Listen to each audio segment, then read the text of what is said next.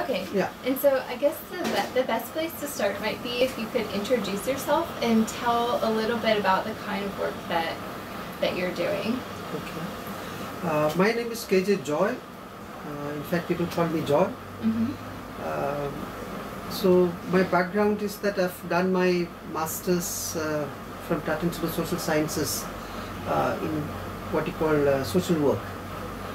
So after I finished in '82, I shifted to rural Maharashtra, where I worked with the people's movement, which was trying to mobilize employment guarantee scheme workers, and also we tried to look at drought, water scarcity and related issues in a much more scientific manner, and try to evolve alternatives along with people, which involved a lot of study there, a lot of coming out with people's alternatives to government programs in terms of drought proofing, drought eradication and other things.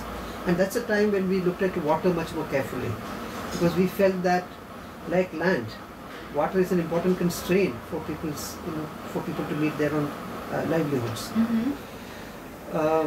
So it involved a lot of experimentation with people in terms of we looked at what is the type of biomass productivity, what is the type of water use which is required, alternative agriculture practices and other things.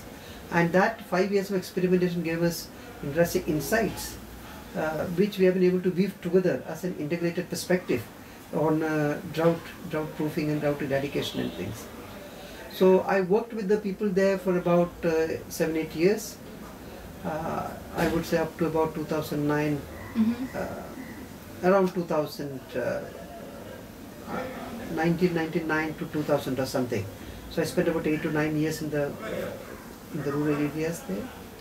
Then around 2000, I shifted to Pune, and that was the year we tried to set up this whole new institution called SOPPECOM, Society for Promoting Participative Ecosystem Management. So we, I think, officially started this institution around 2000-2001. Then we have been working basically various issues related to people's livelihoods, participatory resource management, especially water.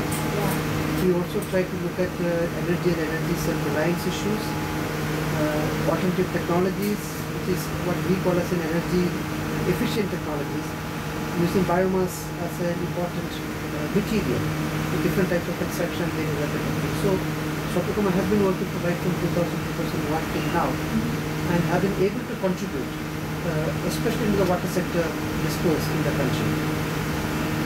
We also have done a lot of grounded work in terms of participatory irrigation management. In fact, we were the first group which worked into informing water users cooperative societies in Maharashtra.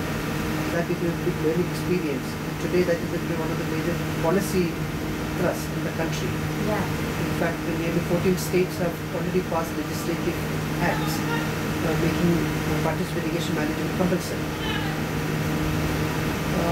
SOPPECOM also works on gender and water and resources issues. So it's a very broad portfolio. Lately, SOPPECOM has been also working on water conflicts. In fact, that's the issue I think we should be able to talk about today.